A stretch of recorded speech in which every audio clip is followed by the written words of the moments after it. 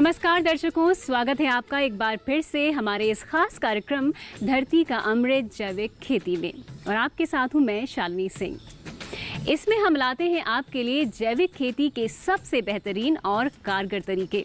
इस कार्यक्रम में हम आपको बताते हैं खेती में हो रहे आधुनिक प्रयोगों के बारे में और साथ ही मिलवाते हैं उन किसानों से जिन्होंने अपने खेतों में नई नई तकनीक के जरिए न केवल खेती के तौर तरीकों को बदला है, बल्कि परंपरागत खेती से हटकर उसे मुनाफे के कारोबार में बदल दिया है।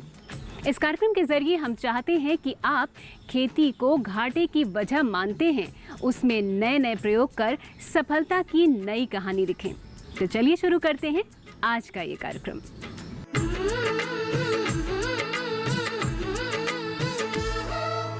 इस धरा की माटी पर लिखनी, इस धरा की माटी पर लिखनी एक नई कहानी है। जैविक खेती के बल पर लानी सुबह सुहानी है। शुद्ध स्वच्छ आहार मिले अब, शुद्ध स्वच्छ आहार मिले अब, जीने का आधार मिले अब। ऐसी धरती बनानी है, ऐसी धरती बनानी है। धरती के कण कण से उपजे हीरे और मोती। धरती का अमृत जैविक खेती, धरती का अमृत जैविक खेती, धरती का अमृत जैविक खेती, धरती का अमृत जैविक खेती। वायु प्रदूषण की समस्या लगातार बढ़ती जा रही है और इसके लिए जिम्मेदार लोगों में अब कुछ किसानों को भी माना जा रहा है। किसानों पर भी पराली जलाने की वजह से प्रदूषण बढ़ाने के इल्जाम लगते आ रहे हैं।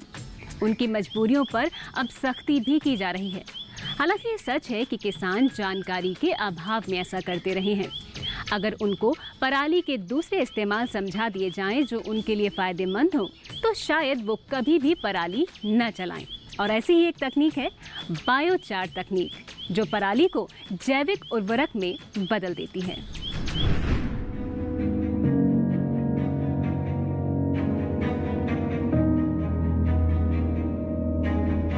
सांसों में रुकावट, आंखों में जलन क्यों है? शहरों में हर शख्स परेशान क्यों है?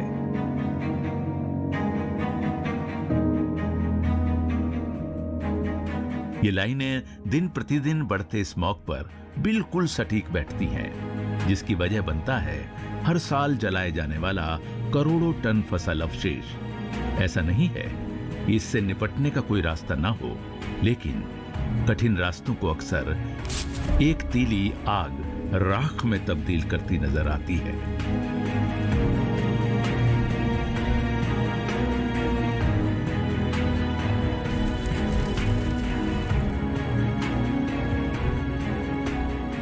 जिससे हम पर्यावरण को तो नुकसान पहुंचाते ही हैं, साथ ही खेतों के उपजाऊपन से भी खिलवाड़ करते हैं। इसे आप ऐसे समझ सकते हैं, जब भी पराली जलाई जाती है तो बहुत बड़ी मात्रा में कार्बन डाइऑक्साइड और कार्बन मोनोऑक्साइड पैदा होती है, जिससे स्किन और श्वास संबंधी रोग होता है।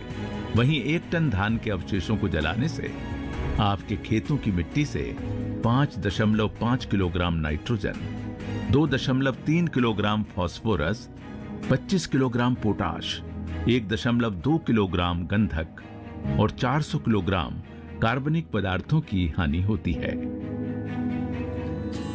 देश में बढ़ते पर्यावरण प्रदूषण पर रोक लगाने के लिए देश की सरकार और वैज्ञानिक लगातार प्रयासरत हैं। इसी कड़ी में सी-मैप की एक वैज्ञानिक डॉक्टर पूजा खरे ने एक ऐसी तकनीक विकसित की है जिससे किसान पराली जलाने की समस्या से बच जाएंगे और उन्हें बायोचार के रूप में बेहतर उर्वरक भी मिल जाएगा।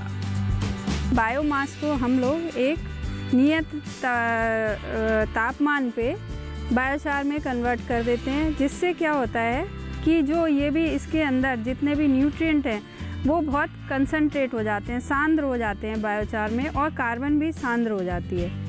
कृषि वैज्ञानिक की माने तो ये कोई नई तकनीक नहीं है। विदेशों में इसका उपयोग बहुत पहले से हो रहा है, लेकिन इसमें बड़ी मशीनों का इस्तेमाल किया जाता है, जिससे ये आम किसानों की पहुंच से बहुत दूर है।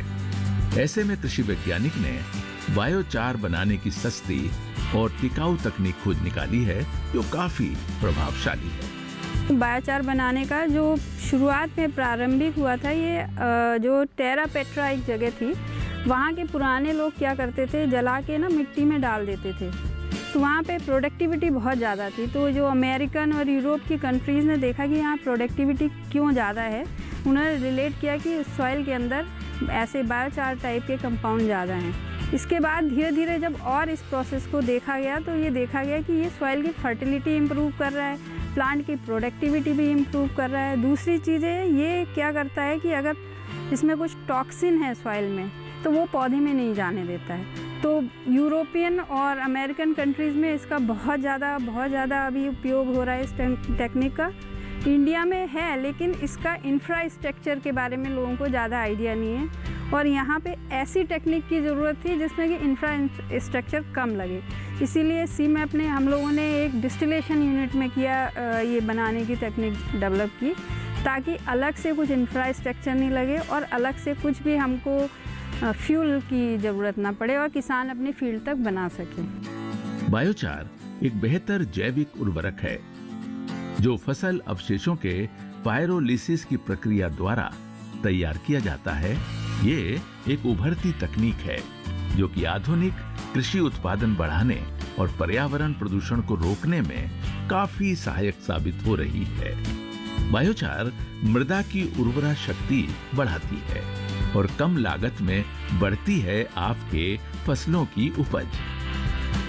बायोचार की सबसे अच्छी प्रॉपर्टी तो इसकी पीएच जो होती है वो 7 से 10 के बीच में होती है, और इसमें न्यूट्रिएंट कंटेंट बहुत ज़्यादा होता है। अगर देखा जाए तो नाइट्रोजन आपका 5% तक भी हो सकता है, फास्फोरस 3000 ppm तक भी हो सकता है, और इसकी एक जो होती है कैटायन एक्सचेंज कैपेसिटी वो बहुत ही ज़्यादा होती है। कैटायन एक्सचेंज कैपेसिटी अगर मृदा की बात करें तो जिस मृदा में अगर कैटायन एक्सचेंज कैपेसिटी बहुत ज़्यादा होगी तो उसमें न्यूट्रिएंट की अवेलेबिलिटी ज़्यादा होगी और प्लांट की प्रोडक्टिविटी ज़्यादा होगी। तो जो आपको किसानों को जो क्रॉप मिल रही है वो उसकी पैदावार ज़्यादा हो जाएगी।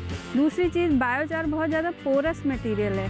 तो ये क्या करता है कि जितना भी हमारा पानी है, जहाँ पे कि आप इरिगेशन वाटर कम है या सॉइल ऐसी है जो पानी सोखती नहीं है, तो वहाँ पे ये क्या करेगा कि वाटर को रिटेन कर देगा, तो आपको इरिगेशन कम देना पड़ेगा।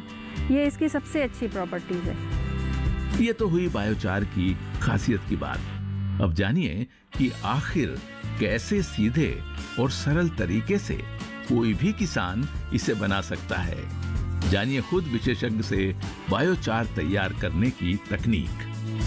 बायोचार बनाने की प्रोसेस जो हमने इवॉल्व की हुई है, उस प्रोसेस में हम क्या करते हैं, एक छोटे छोटे स्टील के ड्रम ले लेते हैं और ड्रम में हम एक छोटे छोटे छेद कर देते हैं। उसके बाद जो भी आपका प्लांट वेस्ट मटेरियल है या पराली है वो उसमें मिला के, और हमने क्या किया है, हमने अपनी डिस्टिलेशन यूनिट यूज़ की है। जो डिस्टिलेशन यूनिट होती है उसमें जो टेम्परेचर मेंटेन किया जाता है उसके नीचे एक ऐश कंपार्टमेंट होता है जो खाली रहता है। उस जगह पे हम ये बायोमास से भरे हुए ड्रम को उसके अंदर डाल देते हैं और वहाँ पे ये स्वतः एक टेम्परेचर 400 डिग्री के करीब होता है, इसको बायोचार में कन्वर्ट कर देता है। इसको हम अगर हम 60 मिनट तक रखें और कुछ रेजिस्टेंट टाइम 60 मिनट का दे दें, उसके बाद इसे निकालेंगे तो ये बायोचार तैयार हो जाता है। और उसको हम एक बार चेक कर लेते हैं कि अगर ऊपर से बायोचार तैयार है तो रख देते हैं। थोड़ा सा जो होता है आपकी पराली के टाइप पे डिपेंड करता है टाइम, कि कैसे आप उसके टाइम को वेरी करते हैं। तो इस प्रोसेस में क्या होता है कि आपको एडिशनल जो है हीट नहीं देनी पड़ती है, कोई भी फ्यूल यूज़ नहीं करना पड़ता है। जो फ्यूल डिस्टिलेशन के लिए यूज़ हो रहा है वही बायोचार बनाने के लिए यूज़ हो जाता है। अगर आप भी खेतों से निकलने वाले फसल अवशेष से परेशान हैं तो घबराइए मत। कृषि विशेषज्ञ की तकनीक को अपनाइए और फसल अवशेष की समस्या को दूर भगाइए। आप भी यदि खेतों से निकलने वाले फसल अवशेष का प्रबंधन इस तरह से करते हैं तो फसल अवशेष की समस्या से निजात पा सकते हैं और अपने खेतों में ही खाद बनाकर हानि की जगह लाभ पहुंचा सकते हैं। धरती का अमृत जैविक खेती में आगे जानेंगे जैविक खेती से जुड़ी एक सफल किसान की कहानी। फिलहाल यहाँ लेते हैं एक छोटा सा ब्रेक। आप बने रहिए हमारे साथ। खेती, धरती का अमृत जैविक खेती, धरती का अमृत जैविक खेती। खेती करने का ये जज्बा उनके अंदर तब आया जब उन्होंने रासायनिक खेती से होने वाले नुकसान दुष्परिणाम की खबरें देखी और पढ़ी। धरती का अमृत जैविक खेती, धरती का अमृत जैविक खेती। जानकारी जो किसानों के लिए हो लाभकारी, समस्याओं पर पड़ेगा समाधान भारी, कृषि की हर बात का ख्याल, कब कैसे की जाए बेहतर देखभाल। जानिए विशेषज्ञों के साथ, देखिए खेत खलिहान, सोमवार से शुक्रवार सुबह 7 बजे डीडी किसान पर। धरती का अमृत जैविक खेती, धरती का अमृत जैविक खेती। कि आखिर कैसे सीधे और सरल तरीके से कोई भी किसान इसे बना सकता है। धरती का अमृत जैविक खेती, धरती का अमृत जैविक खेती। ब्रेक के बाद आप सभी का एक बार फिर से स्वागत है धरती का अमृत जैविक खेती के इस कार्यक्रम में। आज के समय में शुद्ध खाने पीने की चीजों को लेकर गांव के लोग हों या शहर के, दोनों जगह जागरूकता काफी बढ़ी है, जिसमें किसान गोबर के साथ गांव में मिलने वाली दूसरी और चीजों को मिलाकर जैविक खाद तैयार करते हैं और इसी से आधारित सफल खेती भी कर रहे हैं। लेकिन अब शहरों में रहने वाले दूसरे पेशे के लोगों ने भी जैविक खेती का बेहतर भविष्य देखकर इसे अपनाया है। अगर हम आपसे कहें कि एक बड़ी कंपनी में मैनेजर की नौकरी करने वाले युवा ने अब अपनी नौकरी छोड़कर पूरा समय जैविक खेती करने में लगा दिया है, तो आप ज्यादा हैरान मत होइएगा। देखिए ये खास जानकारी।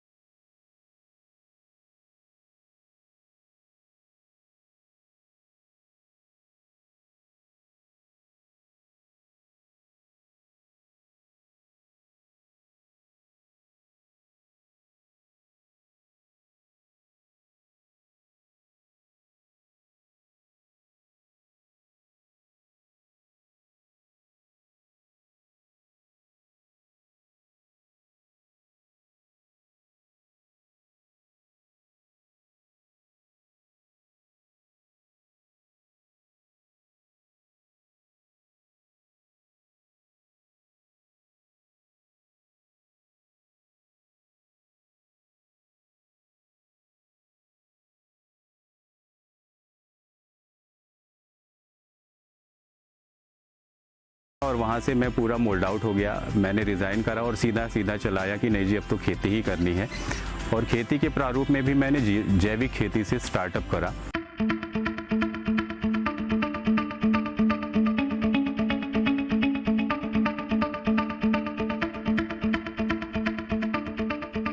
आज अजय लगभग 1 एकड़ में जैविक खेती कर रहे हैं। साथ ही उन्होंने जैविक खेती को एक मिशन के रूप में लिया है और इस मिशन से जिले के सैकड़ों किसानों को जोड़ा है। अजय अपने खेत से ही अपने उत्पादों की बिक्री भी करते हैं। ये अधिकतर देसी बीजों का इस्तेमाल करते हैं ताकि उत्पाद या फसल स्वादिष्ट हो। देसी और स्वादिष्ट उपज का इनको अच्छा लाभ भी मिलता है। जो पपीता बाजार में आम तौर पर 40 से 50 रुपए किलो के हिसाब से बिकता है, वही इनके खेत से निकला पपीता 80 से 100 रुपए में आराम से बिकता है। फिलहाल यहाँ वक्त है एक छोटे से अंतराल का। अंतराल के उस पार धरती का अमृत जैविक खेती में युवा किसान के साथ ये सफर यूं ही जारी रहेगा और इनसे जानेंगे इनकी खेती से जुड़ी कुछ और महत्वपूर्ण जानकारियां। तब तक के लिए आप अपने टीवी सेट्स को छोड़कर कहीं मत जाइएगा।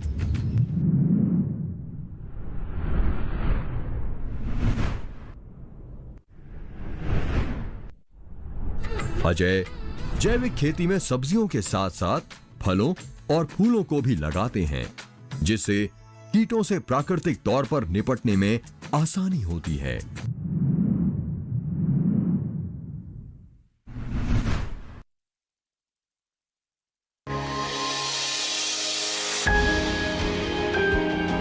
सहेजें कण कण को,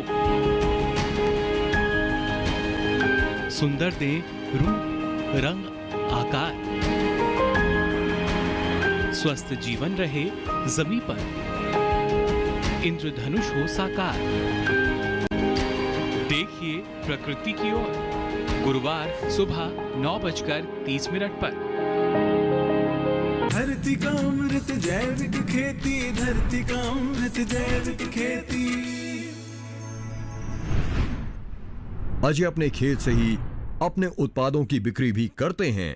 ये अधिकतर देसी बीजों का ही इस्तेमाल करते हैं। धरती का अमृत जैविक खेती, धरती का अमृत जैविक खेती। ब्रेक के बाद आप सभी का एक बार फिर से बहुत बहुत स्वागत है धरती का अमृत जैविक खेती के इस कार्यक्रम में। आइए अब जानते हैं युवा किसान से उनकी जैविक खेती से जुड़ी कुछ महत्वपूर्ण और रोचक जानकारियां। अजय जैविक खेती को ध्यान में रखते हुए अपने खेतों में केवल जैविक खादों, कीटनाशकों का प्रयोग करते हैं। जैविक खादों और कीटनाशकों को ये स्वयं तैयार करते हैं। जैविक खादों और कीटनाशकों में इनके पास बहुत कुछ है। नीम की खली और डीकंपोजर को मिलाकर एक कीटनाशक इन्होंने बनाया है। गौमूत्र और गोबर को मिलाकर इन्होंने एक खाद तैयार किया है जो एनपीके की तरह काम करता है। एक खाद इनकी है जिसका नाम 5 पत्ती काढ़ा है। केवल दही के छाछ से इन्होंने छाछ रस बनाया है जो पौधों को रोग और कीटों से बचाता है। अजय ने गौमूत्र, गोबर, बेसन, गुड़ और मिट्टी से पंचगव्य तैयार किया है जो खाद के साथ साथ कीटों और रोगों से भी पौधों को बचाता है। इनको तैयार करने का तरीका भी बहुत आसान और हटकर है। तो एक वेस्ट डीकंपोजर का कंपोनेंट मिला। सो वेस्ट डीकंपोजर के यूज़ से मैं गोबर को ट्रीट करता हूं और ज़्यादातर तो कंपोज के रूप में देता हूं। उसके साथ साथ बकरी का गोबर है जिसमें गौमूत्र के साथ मिला के हम अपने एनपीके के कॉम्बिनेशन को बैलेंस कर सकते हैं। नीम की खली है जिसको हम वेस्ट के रूप में यूज़ करते हैं। बाकी मेरे घर का जो कूड़ा है या आपके घर का जो कूड़ा निकलता है उसको भी डीकंपोज करते हैं और वो कहीं ना कहीं से हमारे जैविक खाद के रूप में इस्तेमाल हो रहा है। एक जैविक किसान के रूप में अजय जी के लिए ये सब इतना आसान नहीं था, लेकिन अजय ने चूंकि जैविक खेती करने की ठान ली थी, इसलिए उन्होंने कई प्राकृतिक चीजों का इस्तेमाल किया। अजय जैविक खेती में सब्जियों के साथ साथ फलों और फूलों को भी लगाते हैं, जिससे कीटों से प्राकृतिक तौर पर निपटने में आसानी होती है। इनके खेत में आपको पपीता, एलोवेरा, हरी मिर्च, नेनुआ, रजनीगंधा और गेंदा सहित कई फसल दिखाई देंगी जो पूरी तरह से जैविक तरीके से उगाते हैं। जैविक खेती का कोई मूल मंत्र तो नहीं है। ये सारी हमारी जो ऋषि मुनियों की परंपरा है उसी से जुड़ी हुई। जैविक खेती का सिर्फ आधार ये है कि वो खेती जो जीवों द्वारा या जीवों पर आधारित हो। सो कहीं ना कहीं से वो हम सारी चीज़ें जैसे हमारा गौमूत्र है, हमारा गोबर है, हमारे घर के या हमारे अपने आसपास पड़ोस में जो वेस्ट निकल रहा है, इन सारी चीज़ों को मैंने देखा, समझा और उनके बिहाफ पे खेती करी और वास्तव में इसी का भविष्य है आने वाले समय में। जैविक खेती की चुनौतियां, मुश्किलें और भी थीं। जैविक खेती में शुरुआत में उपज कम हुई। रासायनिक कीटनाशक का इस्तेमाल न करने की वजह से आसपास के खेतों से कीट उनके खेतों का रुख कर लेते थे। लेकिन इन सब का उन्होंने मुकम्मल इंतजाम किया। चुनौतियां और चैलेंजेस तो बहुत हैं। एक तो हम इजीली इसको मोल्ड आउट नहीं कर सकते, क्योंकि जो भी बड़ा आदमी है पैसे हमें उसी से मिलने हैं। 10 रुपए किलो का टमाटर यदि मैं 20 रुपए में बेचना चाहूँगा तो नॉर्मल मार्केट में मुश्किल है। तो पहला चैलेंज तो हमारे लिए मार्केट है, क्योंकि गवर्नमेंट की भी तरफ से अभी कोई ऐसा स्पेसिफिक हमारे पास रिसोर्स नहीं है या कोई ऐसा प्लेस नहीं है जहाँ पर जैविक जाके हम। दूसरी चीज़ क्या है कि 100 में से 95% किसान हमारा कहीं ना कहीं से इलिटरेट है, पढ़ा लिखा कम है। सर्टिफिकेशन हर एक चीज़ में आपको चाहिए तो वो एक लेंदी प्रोसेस है। सो ये मेरा मुख्य चैलेंज है, बट उसको भी मैं चैलेंज नहीं मानता। यदि 1000 किसान मेरे साथ जुड़ा होगा तो मैं कहीं ना कहीं स्टॉल खोल लूँगा, कहीं ना कहीं मार्केट में अपना प्लेस बना लूँगा, ताकि उनको एक जगह इकट्ठा कर सकूँ और उनके प्रोडक्ट की रिस्पॉन्सिबिलिटी ले सकूँ, उनके बेचने की, उनको पैदा करने की। जैविक की चुनौतियां, जैविक खेती के लिए एक मिसाल। अजय अपने उत्पाद की जैविक प्रमाणिकता के लिए सरकार द्वारा जारी किए जाने वाले जैविक प्रमाण की प्रक्रिया भी कर रहे हैं।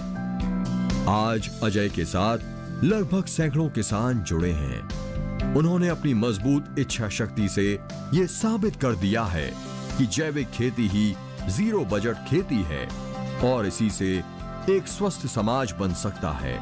और एक जैविक की तरफ रुझान हुआ कि नहीं जी, कुछ ना कुछ विष मुक्त ही करना है, कुछ ऐसा करना है भविष्य में ताकि आने वाली हमारी पीढ़ी भी सुरक्षित हो और हमारे जीवन शैली जो है उसमें भी सुधार हो, जिसके लिए कार्यरत रहा और करीब 3 साल लगा दिए मैंने ये छोटा सा लर्निंग सेंटर बनाने में।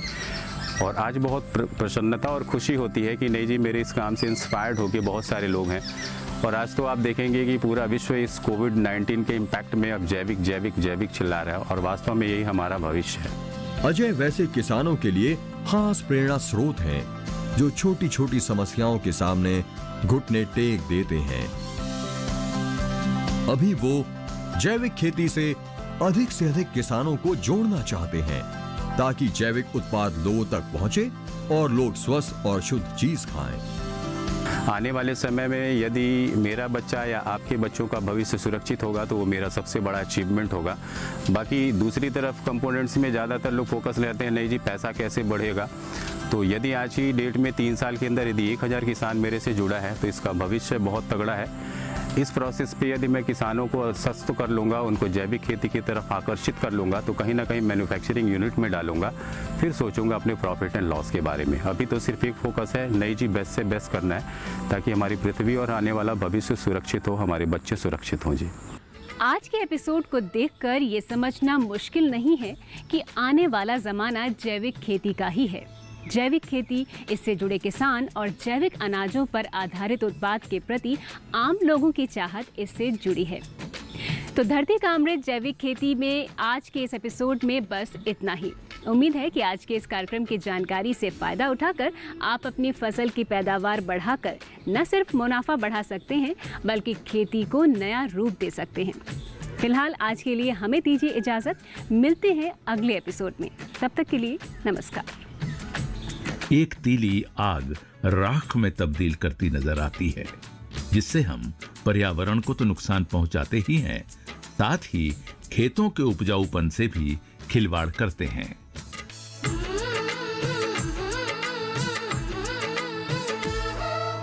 इस धरा की माटी पर लिखनी, इस धरा की माटी पर लिखनी एक नई कहानी है। जैविक खेती के बल पर लानी सुबह सुहानी है। शुद्ध स्वच्छ आहार मिले अब, शुद्ध स्वच्छ आहार मिले अब, जीने का आधार मिले अब। ऐसी धरती बनानी है, ऐसी धरती बनानी है। धरती के कण कण से उपजे हीरे और मोती। धरती का अमृत जैविक खेती, धरती का अमृत जैविक खेती, धरती का अमृत जैविक खेती, धरती का अमृत जैविक खेती।